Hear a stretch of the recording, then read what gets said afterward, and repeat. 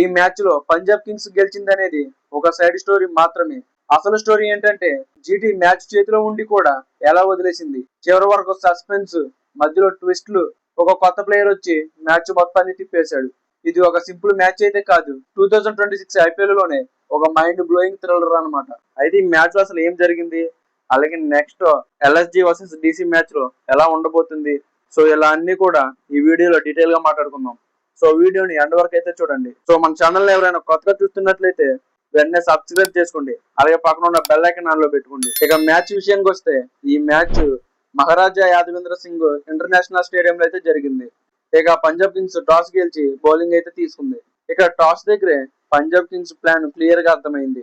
Chasing easy అవుతుందన్న confidence తో fielding వచ్చింది. ఇక గుజరాత్ టైటన్స్ బ్యాటింగ్ వచ్చింది. సాయి సుదర్శన్ ఎర్లీగా అవుట్ అయ్యాక శుభ్మన్ గిల్ వచ్చి 39 రన్స్ తో ఇన్నింగ్స్ ని స్టెబిలైజ్ చేశాడు. కామ్ గా ఇన్నింగ్స్ ని బిల్డ్ చేస్తూ యాంకర్ రోల్ ప్లే చేశాడు. తర్వాత Jos Buttler 38 runs, Glenn Phillips 25 runs score చేశాడు. ఇక మిడిల్ ఓవర్స్ లో జీటీ స్లో అయింది. 77 కి 3 వికెట్స్ కోల్పోయింది. సో ఇక్కడే మూమెంటమ్ డ్రాప్ అయింది. ఇక లాస్ట్ ఓవర్స్ లో బిగ్ ఫినిష్ ఎక్స్పెక్ట్ చేశాం, కానీ వాషింగ్టన్ సుందర్, రాహుల్ తెవాటియా పెద్దగా ఇంపాక్ట్ చేయలేకపోయారు. ఇక ఫైనల్ గా జీటీ 162 రన్స్ స్కోర్ చేసి 6 వికెట్స్ కోల్పోయింది. స్కోర్ ఓకే, కానీ డిఫెండ్ చేయడానికి రిస్కీ టోటల్ అనమాట. సో ఇక పంజాబ్ కింగ్స్ బౌలింగ్ చూస్తే యుజ్వేంద్ర చహల్ 2 వికెట్స్, వైశాఖ్ విజయ్ కుమార్ 3 వికెట్స్ తీసుకున్నాడు. ఇక మిడిల్ ఓవర్స్ లో వీళ్ళే జీటీని స్లో చేశారు. అదే మ్యాచ్ టర్నింగ్ కి బేస్మెంట్ అనమాట. ఇక పంజాబ్ కింగ్స్ 163 రన్స్ టార్గెట్ తో బ్యాటింగ్ అయితే వచ్చింది. ప్రభ్ సింగ్ 37 రన్స్ స్కోర్ చేశాడు, కానీ ఎర్లీ వికెట్స్ పడడంతో ప్రెజర్ అనేది బిల్డ్ అయింది. స్కోర్ 83, 2 వికెట్స్ వరకు ఓకే, కానీ తర్వాత మొత్తం కొలాప్స్. 110 రన్స్ కి 3 వికెట్స్, 118 రన్స్ కి 5 వికెట్స్ కోల్పోవడంతో ప్రెజర్ ఇంకా బిల్డ్ అయింది. ఇక్కడే ఎంట్రీ ఇచ్చాడు కూపర్ కాన్లీ. 44 బాల్స్ లో 72 రన్స్ స్కోర్ చేశాడు. ఐపీఎల్ డెబ్యూట్ మ్యాచ్ లోనే ప్రెజర్ సిచ్యువేషన్ లో వచ్చి మ్యాచ్ ని ఫినిష్ చేశాడు. టైమింగ్, పవర్ హిట్టింగ్, కంపోజర్ తో కంప్లీట్ ప్యాకేజ్ ఇన్నింగ్స్ అయితే ఆడాడు.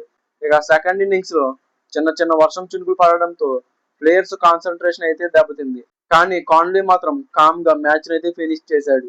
ఇక ఈ మ్యాచ్ లో అసలు టర్నింగ్ పాయింట్ ఏంటంటే 13th ఓవర్ తర్వాత జీటీ కంట్రోల్ అయితే కోల్పోయింది. ప్రసిద్ధ్ కృష్ణ వికెట్స్ తీసిన కాన్లీ ప్లస్ లో ఆర్డర్ పార్ట్నర్షిప్ మ్యాచ్ ని షిఫ్ట్ చేసేసింది.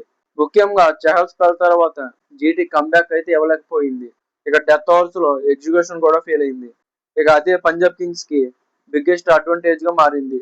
ఇక మ్యాచ్ రిజల్ట్స్ చూసుకుంటే పంజాబ్ కింగ్స్ 165 రన్స్ స్కోర్ చేసి 7 వికెట్స్ అయితే కోల్పోయింది. ఇక 3 వికెట్స్ తేడాతో పంజాబ్ కింగ్స్ మ్యాచ్ అయితే గెలిచింది. ఈ మ్యాచ్ లో ప్లేయర్ ఆఫ్ ద మ్యాచ్ చూసుకుంటే కూపర్ కాన్లీకి అయితే వచ్చింది.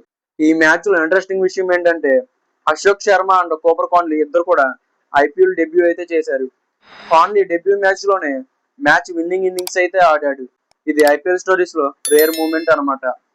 సో కాన్లీ నాకు మీకు ఎలా అనిపించిందో కింద కామెంట్ లో చెప్పండి. ఇప్పుడు నెక్స్ట్ మ్యాచ్ ఇంకా డేంజరస్, ఎల్ఎస్జి వర్సెస్ డిసి. ఇక ఈ మ్యాచ్ శ్రీ అటల్ బిహారీ వాజ్పేయి ఏకనా క్రికెట్ స్టేడియంలో అయితే జరుగుతుంది. ఇక పిచ్ రిపోర్ట్ గురించి మాట్లాడుకుంటే ఈ వెన్యూలో స్టాట్స్ చూస్తే మీకే క్లియర్ గా అర్థమవుతుంది. ఈ వెన్యూలో లాస్ట్ 10 మ్యాచెస్ లో ఫాస్ట్ బౌలింగ్ కి 82 వికెట్స్ వస్తే స్పిన్ బౌలింగ్ కి 26 వికెట్స్ మాత్రమే వచ్చాయి. అంటే ఫాస్ట్ బౌలర్స్ కి హెవెన్ పిచ్ అనమాట. ఇక హార్డ్ సర్ఫేస్, బౌన్స్ ఉంటుంది. సో న్యూ బాల్ కూడా చాలా డేంజరస్ గా అయితే ఉంటుంది.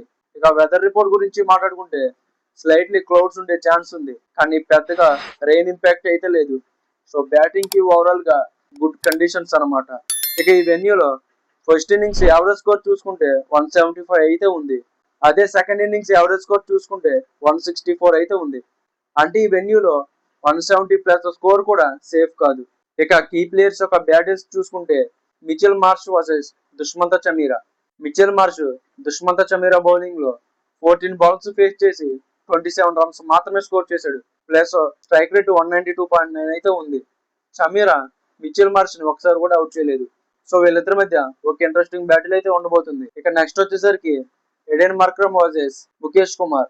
Aiden Markram Mukesh Kumar bowling లో 5 బాల్స్ ఫేస్ చేసి 11 రన్స్ మాత్రమే స్కోర్ చేశాడు. ప్లస్ స్ట్రైక్ రేట్ చూసుకుంటే 220 అయితే ఉంది. So Mukesh Kumar Aiden Markram ని ఒకసారి కూడా అవుట్ చేయలేదు. సో చూడాలి మరి ఈ మ్యాచ్ లో అవుట్ చేస్తాడో లేదో. ఇక నెక్స్ట్ చూసుకుంటే Nicholas Pooran versus Kuldeep Yadav. Nicholas Pooran Kuldeep Yadav bowling లో 32 బాల్స్ ఫేస్ చేసి 44 రన్స్ అయితే స్కోర్ చేశాడు. ప్లస్ 1 టైం అవుట్ కూడా అయ్యాడు. ఇక స్ట్రైక్ రేట్ చూసుకుంటే 137.5 అయితే ఉంది. సో వీళ్ళిద్దరి మధ్య ఒక ఇంట్రెస్టింగ్ బ్యాటిల్ అయితే ఉండబోతుంది. ఇక నెక్స్ట్ వచ్చేసరికి KL Rahul versus Mohammed Shami. KL Rahul Mohammed Shami bowling లో 35 బాల్స్ ఫేస్ చేసి 43 రన్స్ స్కోర్ చేశాడు. ప్లస్ 2 టైమ్స్ అవుట్ అయ్యాడు. సో స్ట్రైక్ రేట్ చూసుకుంటే 122.9 అయితే ఉంది. సో మొహమ్మద్ షమి కేఎల్ రాహుల్ ని చాలా అంటే చాలా కంట్రోల్ అయితే చేశాడు. సో వీళ్ళిద్దరి మధ్య ఈసారి కూడా ఒక మంచి ఇంట్రెస్టింగ్ బ్యాటిల్ అయితే ఉండబోతుంది. ఇక నెక్స్ట్ వచ్చేసరికి నా ప్రాబబుల్ ప్లేయింగ్ 11 చూసుకుంటే L S G probable playing 11 Mitchell Marsh, Aiden Markram, Nicholas Pooran, Josh Inglis, Abdul Samad, Rishabh Pant, Ayush Badoni, Shahbaz Ahmed, Avesh Khan, Mayank Yadav, Mohammed Shami. ఇక ఇంపాక్ట్ ప్లేయర్ లో దిగ్విజయ్ సింగ్ రతి. డీసీ ప్రాబబుల్ ప్లేయింగ్ 11 చూసుకుంటే K L Rahul, Pathum Nissanka, Abhishek Porel, Karun Nair, David Miller, Ashutosh Sharma, Axar Patel, Lungi Ngidi, Dushmantha Chameera, Mukesh Kumar, Kuldeep Yadav. ఇక ఇంపాక్ట్ ప్లేయర్ లో పృథ్వీ షా. ఇక టీమ్ అనాలిసిస్ చూసుకుంటే ఎల్ఎస్డి స్ట్రెంత్ వచ్చేసరికి strong batting lineup plus Mohammed Shami, Mayank Yadav, Avesh Khan లాంటి fast bowling attacking కూడా ఉంది. ఇక డీసీ స్ట్రెంత్ చూసుకుంటే ఒక బ్యాలెన్స్ టీమ్ లాగా అయితే ఉంది. ప్లస్ కుల్దీప్ యాదవ్, అక్షర్ పటేల్ లాంటి స్పిన్ అటాకింగ్ కూడా ఉంది. ఇక నా ప్రాబబుల్ విన్నర్ ప్రొటెక్షన్ చూసుకుంటే పిచ్ ఫాస్ట్ బౌలింగ్ కి సపోర్ట్ చేస్తుంది. సో ఎల్ఎస్జికి స్లైట్ అడ్వాంటేజ్ అనమాట. కానీ డీసీ స్పిన్ తో మిడిల్ ఓవర్స్ లో కంట్రోల్ చేస్తే మ్యాచ్ రివర్స్ అవుతుంది. సో ఫ్రెండ్స్, సో మీకు ఏమనిపించింది? కోపర్ కాన్లీ ఇన్నింగ్స్ బెస్టా లేక జీటీ ఏమైనా మిస్టేక్ చేసిందా? And LSG versus DC match లో ఎవరు గెలుస్తారు అనుకుంటున్నారు? కింద కామెంట్ లో చెప్పండి. అండ్ అలాగే ఇలాంటి వీడియోస్ కోసం మన ఛానల్ ని సబ్స్క్రైబ్ అయితే చేసుకోండి.